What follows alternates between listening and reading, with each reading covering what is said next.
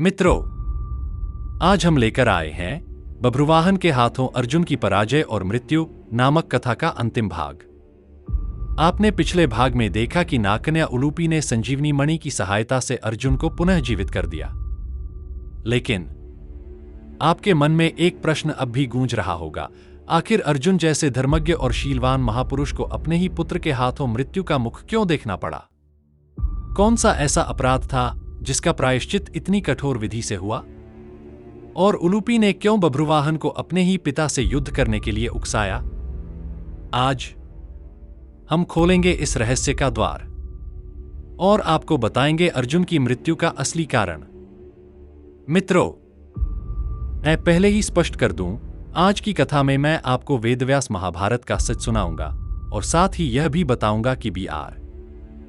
चोपड़ा के महाभारत धारावाहिक में किस तरह बड़े बड़े झूठ दिखाए गए। हाँ, वही सीरियल जिसे देखकर हम बड़े हुए, जिसकी कथाओं पर हमने भरोसा किया, लेकिन जब मैंने उसका सच जाना तो मैं स्वयं भी स्तब्ध रह गया और सोचा, यह सच आपको भी बताना मेरा कर्तव्य है। अब जरा याद कीजिए, पहला झूठ। सीरियल में दिखाया गया कि बभ्रुवाहन से युद्ध भीम करते हैं और मूर्छित होकर रणभूमि में गिर जाते हैं, मगर वेदव्यास की महाभारत में इसका कहीं कोई उल्लेख नहीं है। दूसरा झूठ, बभ्रुवाहन ने कर्णपुत्र को युद्ध में हराकर लहूलुहान किया। यह भी पूरी तरह मनगढ़ंत है। और सबसे बड़ा झूठ, चोपड़ा महाभारत में यह दिखाया गया कि बभ्रुवाहन ने अर्जुन को कामाख्या देवी के वरदान से प्राप्त शक्ति से मारा, जबकि वेदव्यास के महाभारत में कहीं भी ऐसी शक्ति का उल्लेख नहीं है। सच यही है कि बभ्रुवाहन ने अर्जुन को अपने ही पराक्रम से पराजित किया। मित्रों, इन झूठों का पर्दाफाश करने के लिए मैं सीरियल के चित्र भी आपके सामने चित्र भी कथा कहते हुए मैंने लगा दिया, ताकि अगर आपने वह दृश्य देखा है तो आपको साफ पता चले कि यह सब वास्तविक महाभारत से कितना भिन्न है। और एक आखिरी झूठ भी है जिसका खुलासा मैं कथा के बीच में करूंगा। तो आइए चले महाभारत की उस भूमि पर जहां पिता और पुत्र आमने सामने खड़े हैं, जहां पाप और प्रायश्चित की अग्नि प्रज्वलित है और जहां अर्जुन की मृत्यु का रहस्य हमेशा के लिए उजागर होता है। अर्जुन बोले, कौरव कुल को आनंदित करने वाली उलूपी, इस रणभूमि में तुम्हारे और मणिपुर नरेश बभ्रुवाहन की माता चित्रांगदा के आने का क्या कारण है? नागकुमारी, तुम इस राजा बभ्रुवाहन का कुशल मंगल तो चाहती हो ना? तुम मेरे कल्याण की भी इच्छा रखती हो ना? मैंने या इस बभ्रुवाहन ने अनजाने में तुम्हारा कोई अप्रिय तो नहीं किया है? तुम्हारी सौत चित्रवाहन कुमारी चित्रांगदा ने तो तुम्हारा कोई अपराध नहीं किया है? तो मित्रों, अर्जुन की यह मृत्यु एक स्वप्न के समान थी। जैसे कोई स्वप्न आंख खुलते ही धुंधला हो जाता है, वैसे ही अर्जुन को भी यह स्मरण न रहा कि वे थोड़ी ही देर पहले मृत्यु के द्वार तक जाकर लौट आए थे।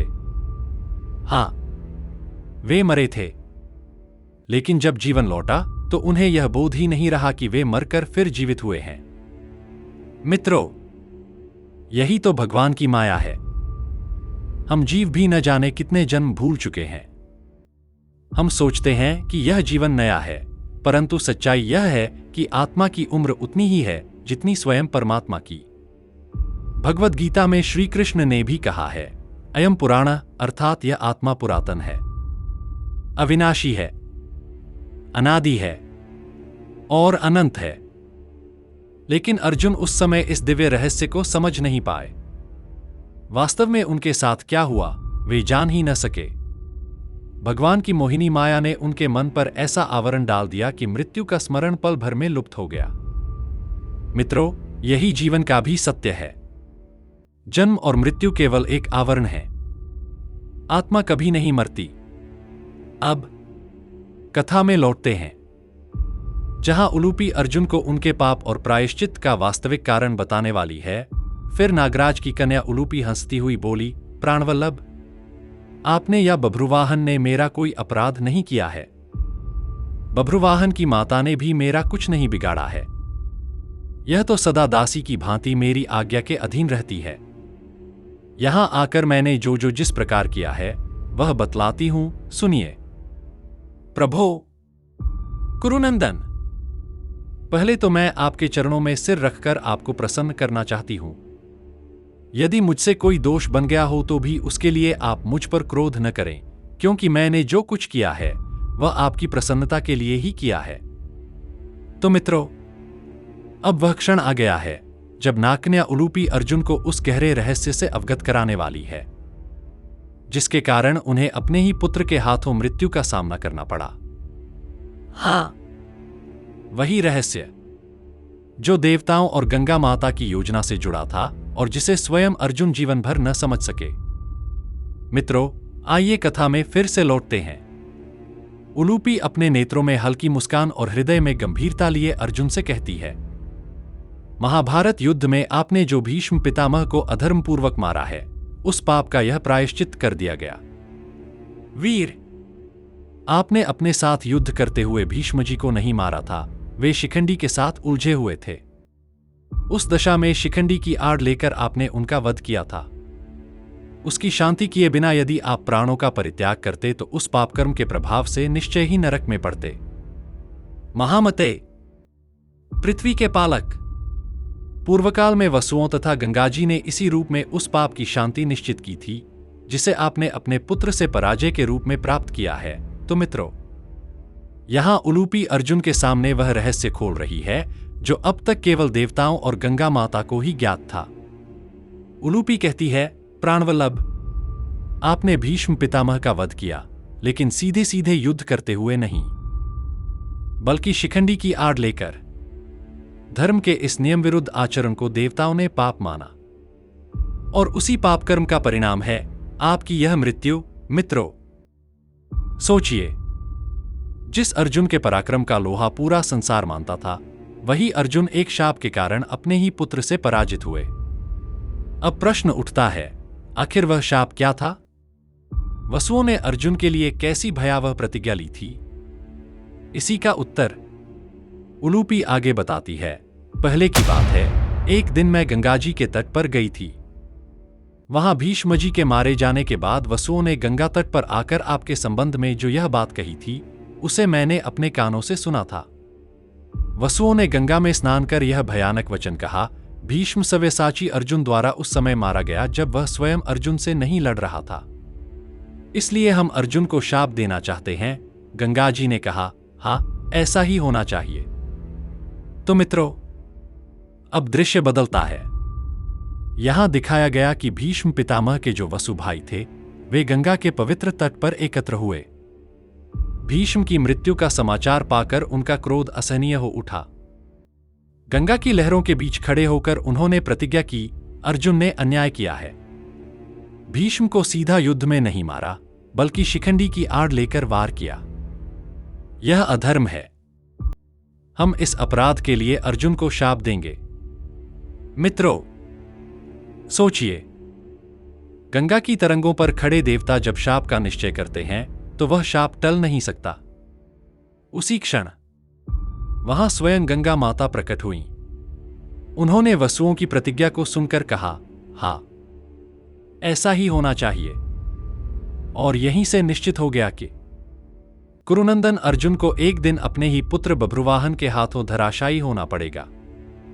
कथा में लौटते हैं। उलूपी अब अर्जुन को यही दिव्य रहस्य सुना रही है। शाप की बात सुनकर मेरी सारी इंद्रियां व्यथित हो उठीं और मैं पाताल में जाकर अपने पिताजी से यह बात कही। यह सुनकर पिताजी को भी बहुत दुख हुआ। उन्होंने वसुओं के पास जाकर बारंबार विनती की और क्षमा मांगी। तब वसुओं ने कहा, मणिपुर का राजा बभ्रुवाहन अर्जुन का पुत्र है। वह युद्ध में अर्जुन को अपने बाणों से गिराएगा, तब अर्जुन हमारे शाप से मुक्त हो जाएगा। वसुओं ने कहा, अब जाओ, और मेरे पिताजी ने मुझे यह बात बताई। मैंने उसी के अनुसार कार्य किया और आपको शाप से मुक्त किया। तो मित्रों, उलूपी जानती थी कि अर्जुन को मृत्यु का शाप मिल चुका है। यह कोई साधारण घटना नहीं थी, यह देवताओं और गंगा के वचनों से जुड़ा हुआ नियति का निर्णय था। उलूपी स्वयं को केवल एक निमित्त मानती है, क्योंकि अर्जुन का मृत्यु दर्शन तो निश्चित था। उसने जो किया वह धर्म की मर्यादा में था, और यही कारण है कि इस मृत्यु के पश्चात अर्जुन पाप बंधन से मुक्त हो गए। मित्रों, अब जरा ध्यान दीजिए। यही प्रसंग जब भी आर चोपड़ा के महाभारत सीरियल में दिखाया गया तो वहां एक अलग ही चित्रण सामने आया। सीरियल में दिखाया गया कि स्वर्गलोक में गंगा और भीष्म वार्तालाप कर रहे हैं। गंगा अर्जुन को शाप देना चाहती हैं और भीष्म उन्हें रोकते हुए कहते हैं, माता, अर्जुन को शाप मत दीजिए। परंतु मित्रों, वास्तविकता कुछ और ही है। शास्त्रों के अनुसार शाप गंगा ने नहीं दिया, बल्कि स्वयं वसु भाइयों ने यह शाप उच्चारित किया था। सीरियल में दिखाया कुछ और, जबकि शास्त्र में लिखा कुछ और। इसीलिए मैं हमेशा कहता हूं, शास्त्र स्वयं पढ़िए। सीरियल और नाटकों की कहानी को ही सत्य मत मानिए, क्योंकि वहां अभिनय होता है, पर यहां शास्त्रों में सत्य। मित्रों, यदि आप सच्चाई जानना चाहते हैं तो मेरे चैनल राष्ट्रवादी सनातन भारत से जुड़े रहिए, जहां हम आपको शास्त्रों से निकला हुआ असली ज्ञान देंगे। अब आइए कथा का शेष भाग भी जानते हैं, क्योंकि उलूपी अभी अर्जुन के सामने उस अंतिम रहस्य का उद्घाटन करने वाली है। प्राणनाथ, देवराज इंद्र भी आपको युद्ध में परास्त नहीं कर सकते। पुत्र तो आत्मा ही है, इसीलिए इसके हाथों आपकी पराजय हुई है। प्रभो, मैं समझती हूं कि इसमें मेरा कोई दोष नहीं है। अथवा आपकी क्या धारणा है? क्या यह युद्ध कराकर मैंने कोई अपराध किया है? उलूपी के ऐसा कहने पर अर्जुन प्रसन्न हो गए। उन्होंने कहा, देवी, तुमने जो यह कार्य किया है, यह सब मुझे अत्यंत प्रिय है। फिर अर्जुन ने चित्रांगदा और उलूपी के सामने अपने पुत्र बभ्रुवाहन से कहा, आगामी चैत्र मास की पूर्णिमा को महाराज युधिष्ठिर का अश्वमेध यज्ञ होगा। उसमें तुम अपनी इन दोनों माताओं और मंत्रियों के साथ अवश्य आना। बभ्रुवाहन ने नेत्रों में आंसू भरकर कहा, धर्मज्ञ पिताजी, आपकी आज्ञा से मैं अश्वमेध यज्ञ में अवश्य आऊंगा और ब्राह्मणों को भोजन परोसने का काम करूंगा। आप मुझ पर कृपा करने के लिए अपनी इन दोनों पत्नियों के साथ नगर में प्रवेश कीजिए। इस विषय में आपको कोई संकोच नहीं करना चाहिए। यह नगर भी आपका ही है। यहां एक रात सुखपूर्वक रहकर फिर अगली सुबह घोड़े के पीछे जाइएगा। पुत्र के ऐसा कहने पर अर्जुन ने मुस्कुराकर कहा, महाबाहो, तुम जानते ही हो कि मैं दीक्षा लेकर नियमपूर्वक विचर रहा हूं।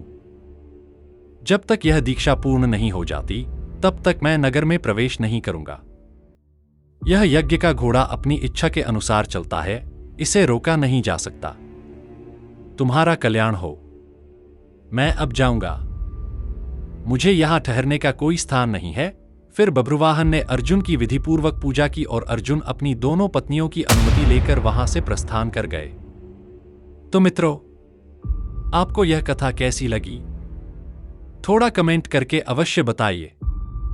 आपका प्रोत्साहन ही मेरी प्रेरणा है। मित्रों, मैं यह कथा किसी स्वार्थ या लोकप्रियता के लिए नहीं बनाता। यह मेरी भक्ति और सेवा की भावना है। भगवान की सेवा के अनेक मार्ग हैं और मैंने यही मार्ग अपने लिए चुना है, भगवान की कथा को यथावत रूप में आप तक पहुंचाना। यही मेरा जीवन लक्ष्य है, यही मेरा धर्म है। तो मित्रों, यदि आप भी इस कथा के ज्ञान और संदेश को दूसरों तक पहुंचाना चाहते हैं तो इसे शेयर जरूर करें। जय हिंद, जय भारत, जय सनातन, जय श्री राम।